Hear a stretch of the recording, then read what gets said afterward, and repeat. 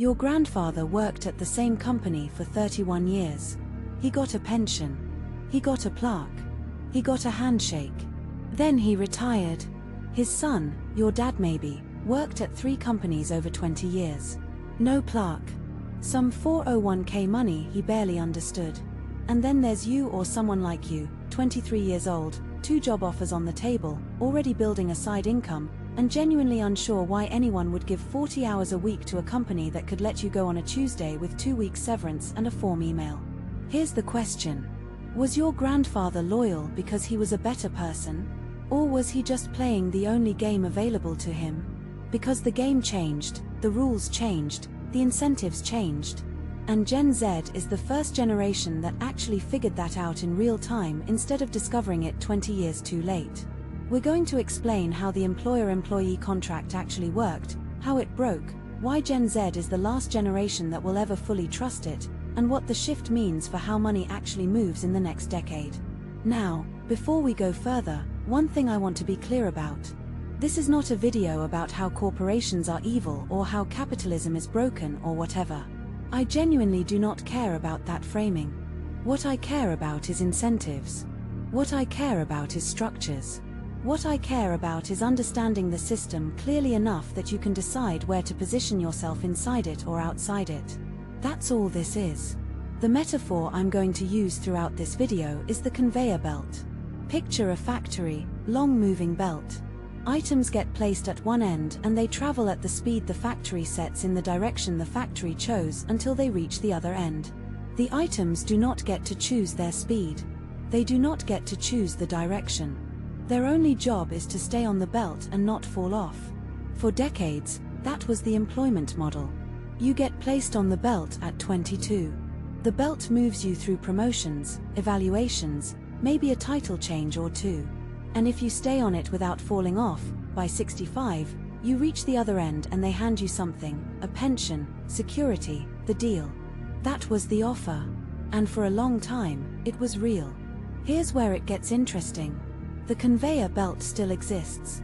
Companies still use the exact same language. Career path, growth opportunity, long-term investment in our people. But somewhere between 1979 and today, they quietly unplugged the motor. The belt stopped moving. But they forgot to tell anybody. Or maybe they didn't forget. Let's go back. The golden era of employment loyalty was roughly 1945 to 1979. The post-war economic expansion. American manufacturing dominance. Low global competition. Companies needed to retain skilled workers because skilled workers were genuinely scarce and genuinely hard to replace. So they made a deal. The deal was simple. Give us your working years and we will give you security for your retirement years. That deal was encoded in the defined benefit pension. You show up for 30 years. We calculate what you're owed based on your salary and your tenure and we pay that to you monthly until you die. The company carried the risk. The company made the promise. You just had to stay on the belt. That deal created real loyalty. Not because workers were more virtuous, not because they were more patient, but because the incentive structure made staying the rational choice. Every year you left was a year of pension credit you lost. The system was designed to punish exit and reward tenure. Companies understood that loyalty was a product of financial architecture, not character. And for a while, that architecture held. Then the 80s happened. Now you might be thinking, okay, what changed? Simple answer, shareholders. Specifically, a shift in how corporate leadership decided to measure success. Before the 1980s, a company's job was broadly understood to be serving multiple stakeholders, employees, customers, communities, and yes, shareholders. Then, a man named Milton Friedman wrote an essay in 1970 that basically said, no, the only obligation of a corporation is to maximize value for shareholders. That idea took a decade to really catch on. But by the time Ronald Reagan was in office and corporate raiders were buying up companies and stripping them for parts, it had won completely. What does maximizing shareholder value mean in practice? It means cutting costs. And one of the most expensive costs a company carries is long-term employee obligations, specifically defined benefit pensions. So quietly over the course of the 1980s and 1990s, corporations did something brilliant from a financial standpoint and devastating from a social one. They switched from defined benefit pensions to 401k plans. On the surface, this sounds neutral. Maybe even generous. We're giving you a savings account and sometimes matching a portion of your contributions. Great, right?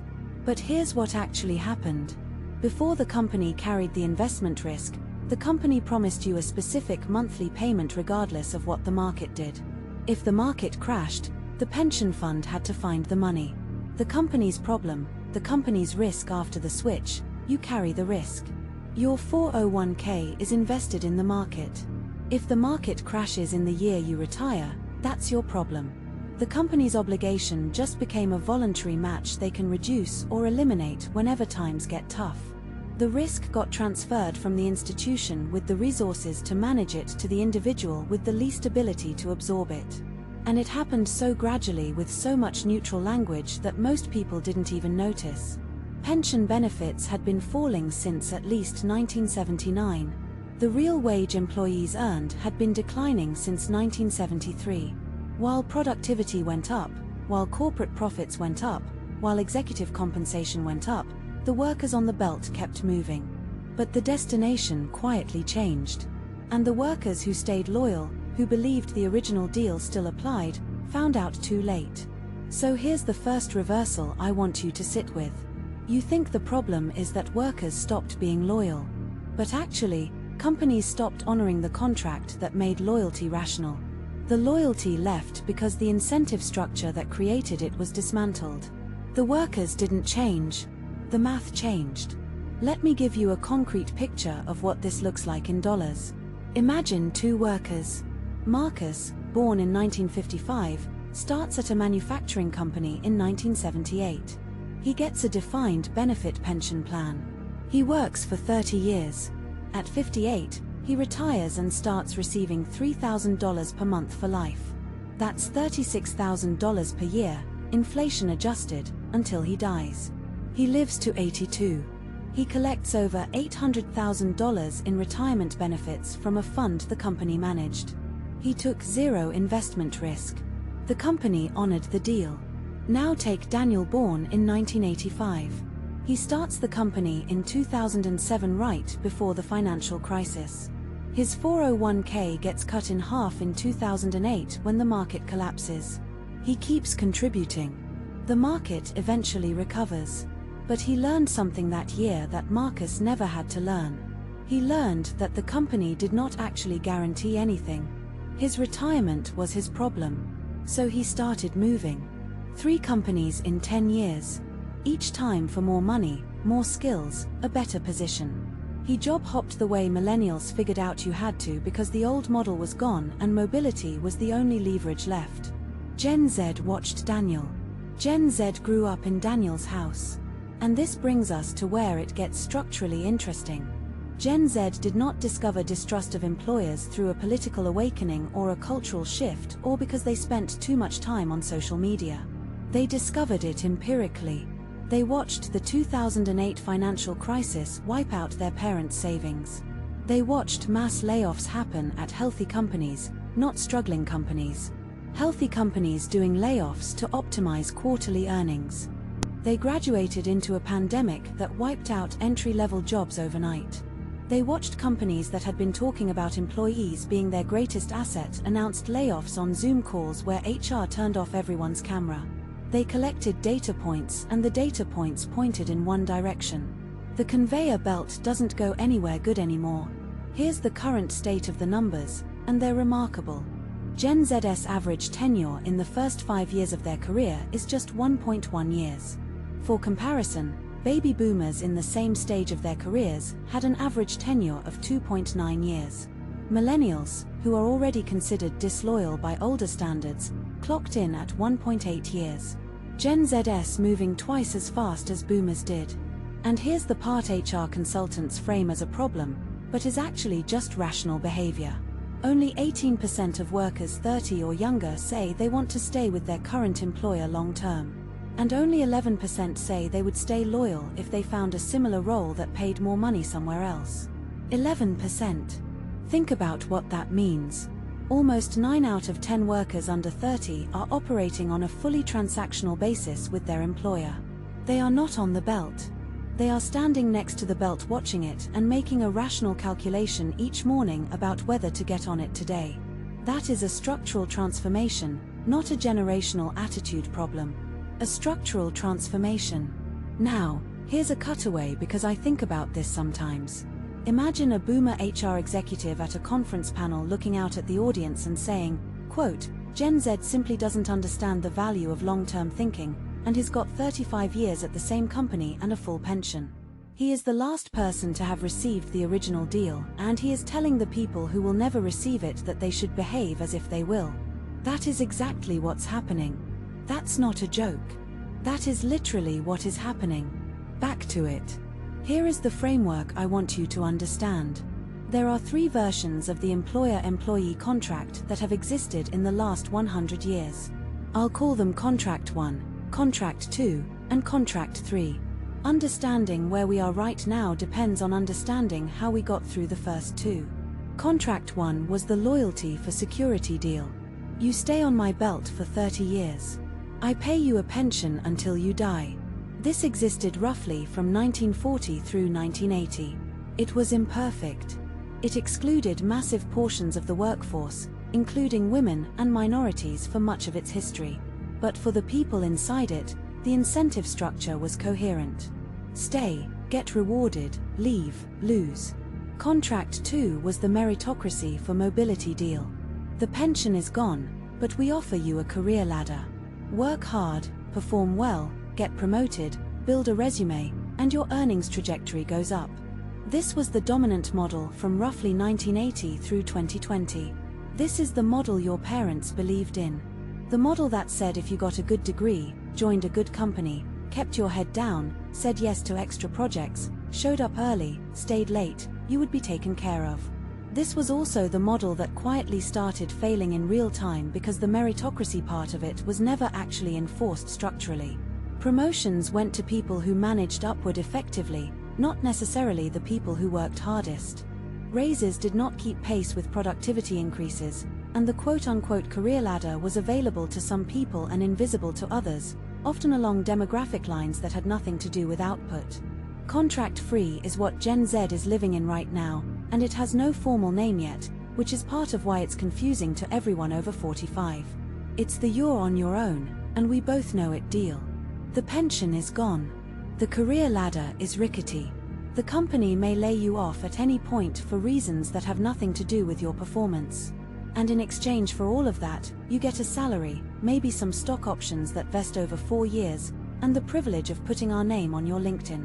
Gen Z looked at contract free and said, "Fine, but I'm going to behave accordingly. I'm going to move when it makes sense for me to move. I'm going to build skills that belong to me, not to this company. I'm going to keep my options open." And here's the thing that makes executives lose sleep. They're right. If I tell you that I'm going to pay you for your time and give you no long-term guarantees, I should not be surprised when you treat the relationship as a time for money exchange with no long-term obligations on your end either. That's just logic. The problem is the companies still built their entire human resources model around contract one assumptions. They expect loyalty, they no longer purchase. They expect commitment, they no longer compensate. They expect people to sacrifice for an institution that has explicitly told them through legal documents and through behavior that the institution will not sacrifice for them. That gap between what companies expect emotionally and what they actually offer structurally is where all the confusion lives. This is a good point to pause. If you find this kind of systems level breakdown of how money and incentives actually work more useful than just being told to hustle harder, subscribe. I put this kind of analysis out regularly and it stays free. The button is right there. Alright, let's escalate this. So, we've established that the contract broke and we've established that Gen Z adapted to the reality of the broken contract faster than any previous generation. But here's where it gets darker and more interesting.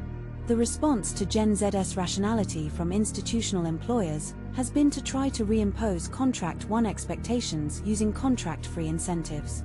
They want the loyalty of 1960 without offering the security of 1960. And when they don't get it, they have started doing something that is going to matter for the next decade in ways most people haven't thought through. They are beginning to replace workers entirely. I don't mean slow, quieter automation.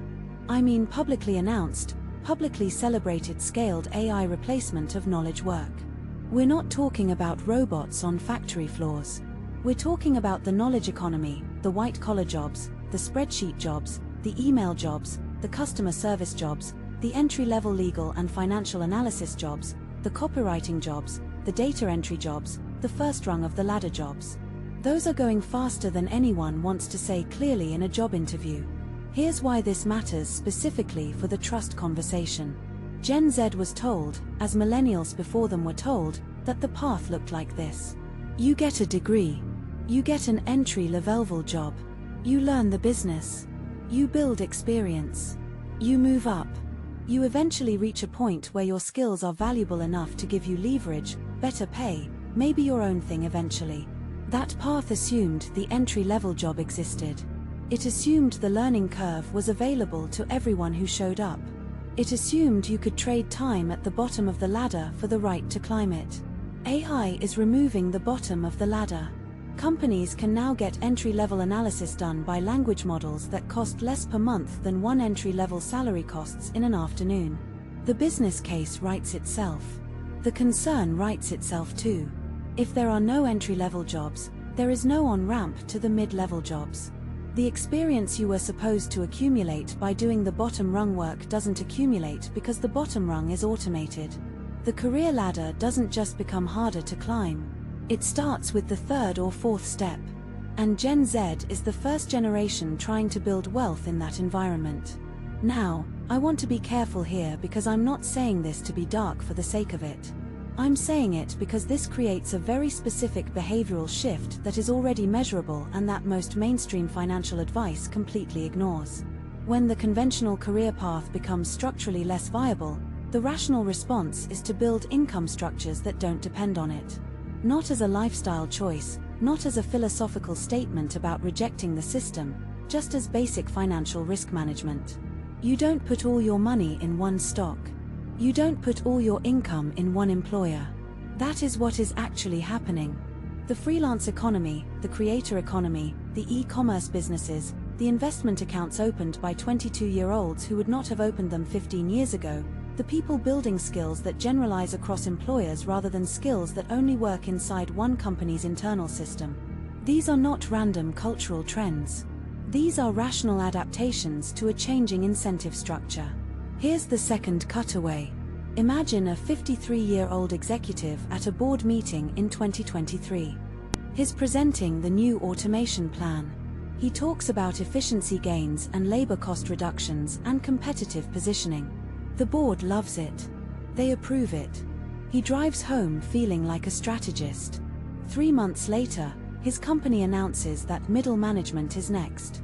He did not see that coming. He spent 30 years on the conveyor belt. The belt just reached its end. He got off and there wasn't a pension waiting, just a severance package in a LinkedIn update. The conveyor belt does not care who runs it. Let me tell you about a scenario I think about a lot because I've seen versions of it play out in real life. Imagine a guy, let's call him Jordan. Jordan is 25. He graduated from a solid state university with a finance degree. He gets a job at a mid-size financial services firm. $58,000 per year in a Midwestern city. Cost of living is manageable. The job is fine. Not inspiring, but fine. His manager is decent. The work involves a lot of spreadsheet modeling and client report generation. He gets told in his first year review that he's doing well. He gets a 3% raise. Inflation that year is 6%. Real terms, he took a pay cut. In year 2, Jordan is still doing the same work. He asked about a promotion timeline in his 6-month check-in. His manager said maybe another 18 months. Jordan starts doing some math. At his current trajectory, he will be making $65,000 in 3 years. After taxes, after rent, after student loan payments, he is saving about $300 per month.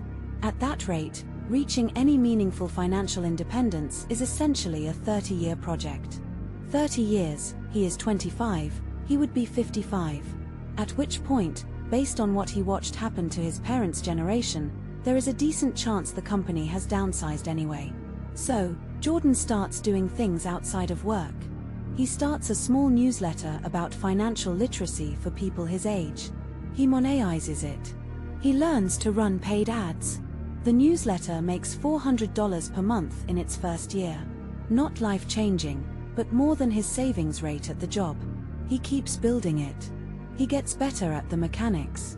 The newsletter makes $1,100 per month by month 18. He starts a second thing, a small consulting arrangement with a startup that needs financial modeling done. He charges $70 per hour. He does 10 hours a month. That's $700. Now he has $2,200 per month outside his salary. He is saving meaningfully for the first time. Here's the important part. Jordan didn't quit his job. He didn't blow up his life. He didn't make some dramatic announcement. He just quietly stopped depending exclusively on the belt. He kept showing up, did solid work, kept learning things inside the job that were useful outside the job, and built a structure where no single employer could determine whether his financial life worked. At 28, his outside income exceeds his salary. He leaves not dramatically, just logically. The math said leave. That scenario is not unusual. It is not a success story in the motivational poster sense. It is the natural output of someone who looked at the incentive structure clearly and behaved accordingly. Jordan is not special. He just refused to play a game using outdated rules. Now, here is the thing that nobody in the employer conversation wants to say out loud. The companies complaining about GenZ loyalty are the same companies whose predecessors dismantled the loyalty infrastructure. They broke the machine, put a new machine in its place, and then told workers to interact with it as if it were the old machine. And when workers refused to be confused by that, the company started diagnosing them as having an attitude problem. Let me give you the youth think X but actually Y moment here. You think Gen Z's distrust of employers is a psychological problem, a trauma response, an entitlement thing, some generational softness rooted in participation trophies and helicopter parenting. That's the popular narrative. It's wrong. What you're actually seeing is faster information processing. Gen Z grew up with the internet. They have access to data about layoff histories, salary benchmarks, company financial health, Glassdoor reviews, CEO compensation packages, and documented cases of companies saying one thing and doing another. They are not less trusting than previous generations were in 1980. They are more informed than previous generations were in 1980. Given the same information, every generation would have made the same calculations. The distrust is not a bug in Gen Z's psychology. It is a feature of Gen Z's information environment and it is permanently installed. Now, I want to go a level deeper because here is where this gets genuinely weird. We are at a moment where employer distrust is going to collide with something most financial commentary hasn't connected it to: wealth concentration. Here's a data picture. In the United States right now, the top 1% of households own more wealth than the bottom 90% combined. That gap has been widening consistently since the early 1980s, which, if you've been paying attention, is exactly when Contract 1 ended and Contract 2 began. That is not a coincidence. The mechanism is direct. When corporate profits stopped being shared with workers through pension obligations, wage growth, and benefits, they went somewhere. They went to shareholders. And who owns the most shares? The people who already have the most capital. Every time a company cut its pension obligations and switched workers to 401k plans, it freed up cash flows that could be returned to shareholders via buybacks and dividends. Every time a company laid off workers to improve quarterly margins, the stock price often went up the next day. The workers who got laid off lost income. The shareholders gained value. This is not an accident. This is the designed output of a system optimizing for a specific variable, shareholder return. Everything else, including worker stability, worker retirement security, and worker loyalty, is a secondary consideration at best. Moinde understands this at an intuitive level. Even when they can't articulate the mechanism, they understand it because they watched it happen to people they know.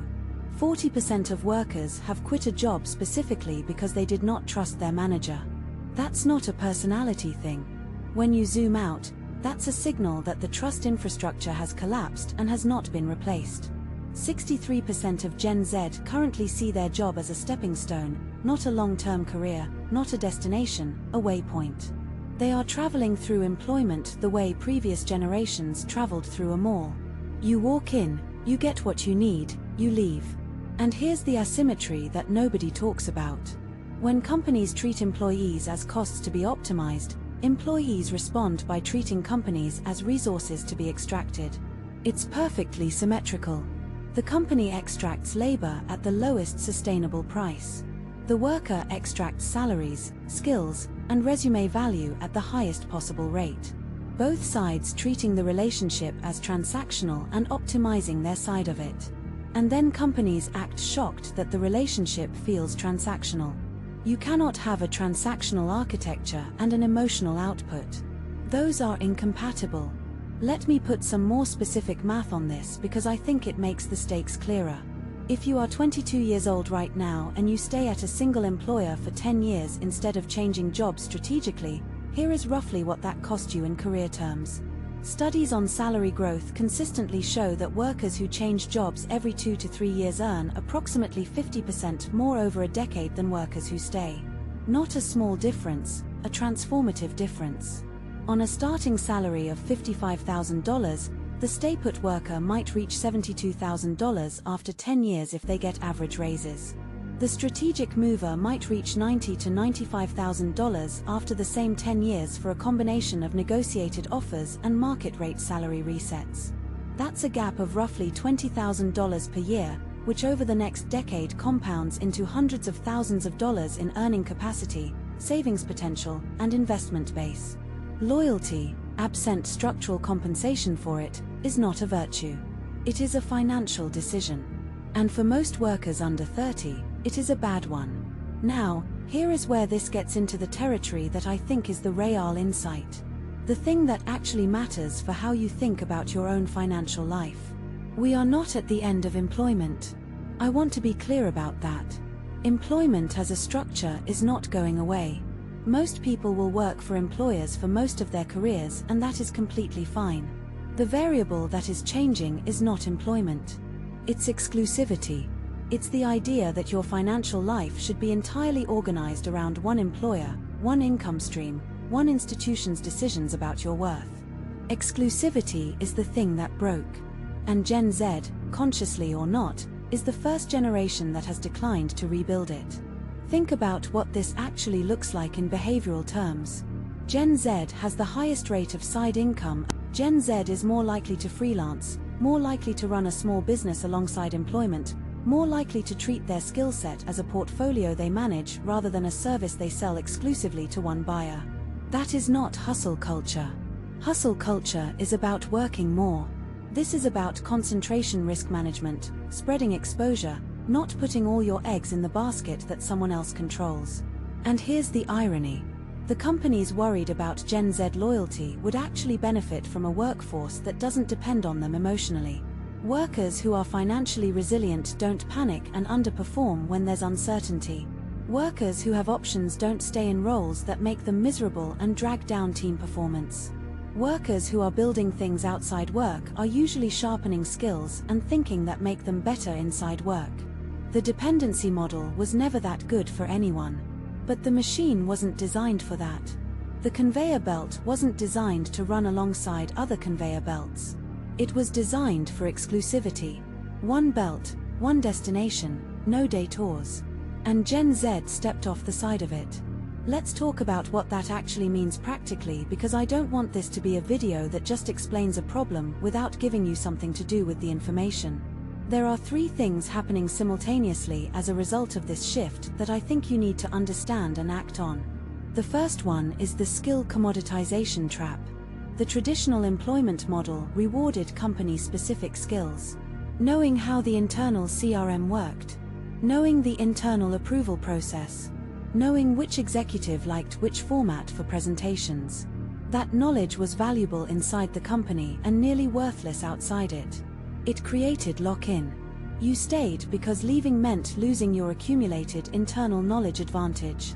But AI is commoditizing standard knowledge work faster than you can accumulate company-specific expertise anyway. So the calculus on staying to build internal expertise now breaks down even faster. The skills that retain value are the ones that transfer.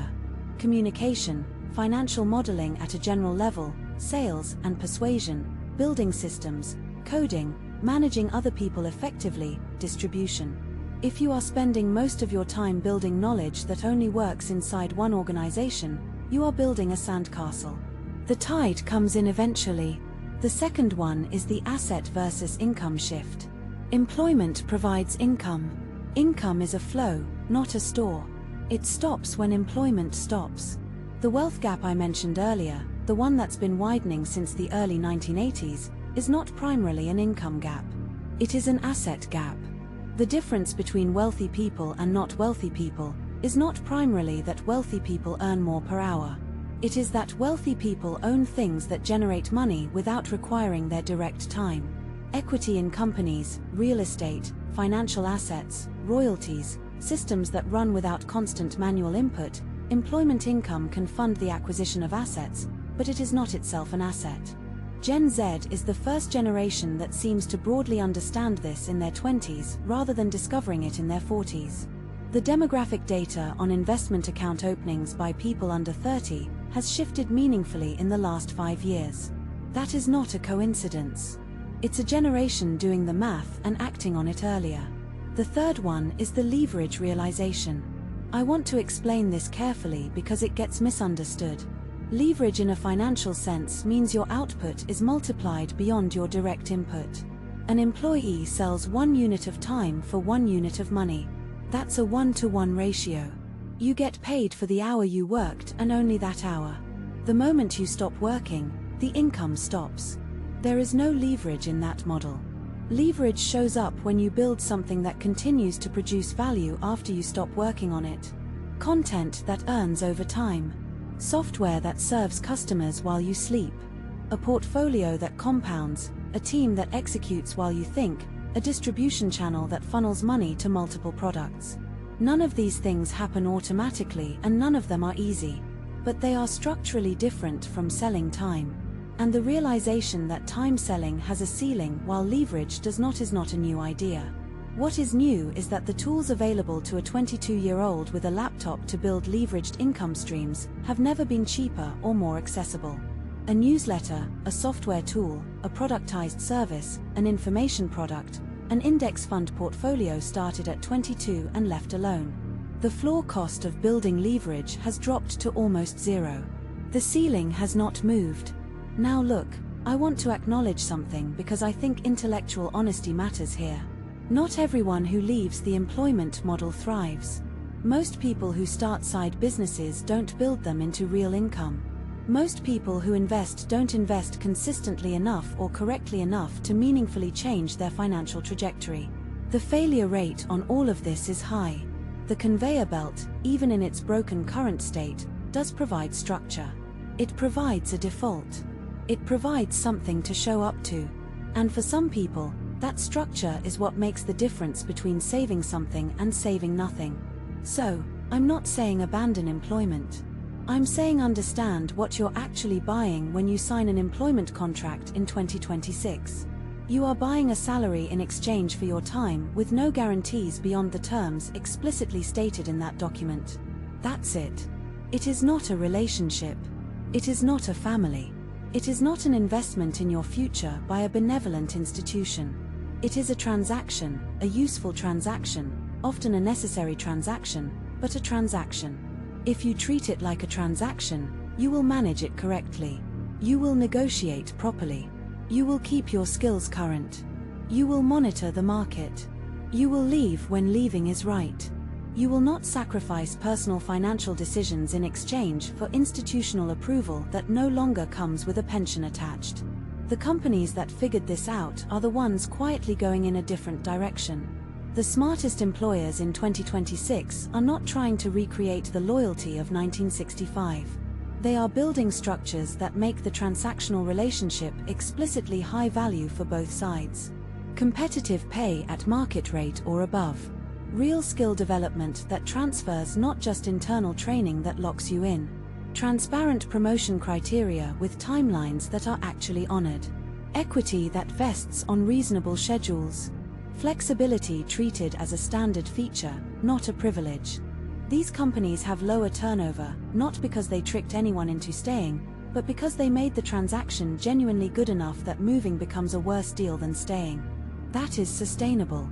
Expecting loyalty in exchange for a 401k and a Slack workspace is not. And here's the final thing, the thing I think matters most. Gen Z is not the end of the story. They are the beginning of a transition. They are the generation that is visibly, measurably, and loudly refusing to operate under outdated contract terms. But the generation after them, whatever we end up calling them, will grow up in a world where the old model is not even a memory. It will just be history they read about. The idea of 30 years at one company for a pension will be as legible to them as the idea of a company town. Theoretically understandable, practically alien, the conveyor belt is still there, but it's shorter. It goes to a less certain destination, and a growing number of people are choosing to walk alongside it rather than stand on it.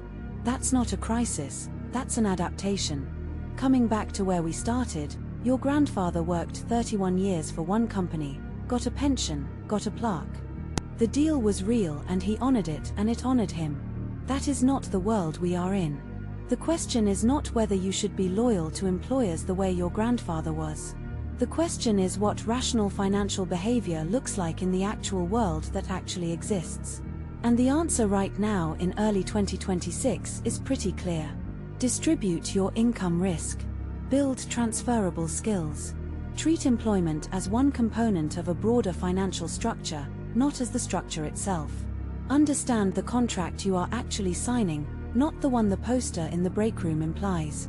The 3 things I want you to take away from this, and I mean actually act on, not just mentally file away. 1. Audit your skill transferability. Sit down and honestly assess what percentage of your current expertise is useful only inside your current employer versus useful across any employer or independently. If the answer is mostly internal knowledge, thus concentration risk, start deliberately building skills that travel with you regardless of where you work or whether you work for anyone at all.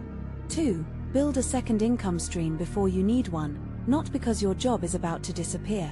Because the people who build a second income stream after losing a job are doing it from a position of panic. The people who build it while employed are doing it from a position of patience. Patient capital and patient decision-making beat panicked capital every single time. It does not have to be large. It just has to exist. Something outside your employer's control. 3. Think in assets, not income. Every month, look at what you own, not just what you earned. Your time is not an asset in the financial sense. Your investments are. Your business equity is your content and intellectual property. If you build any as your network can be, train yourself to ask at the end of each year, how much more do I own than I did last year? Not just how much more did I make. The income is temporary by design, the assets persist. Gen Z is not the last generation to work, they're just the last generation to be confused about what employment actually is. Subscribe, I'll keep decoding this.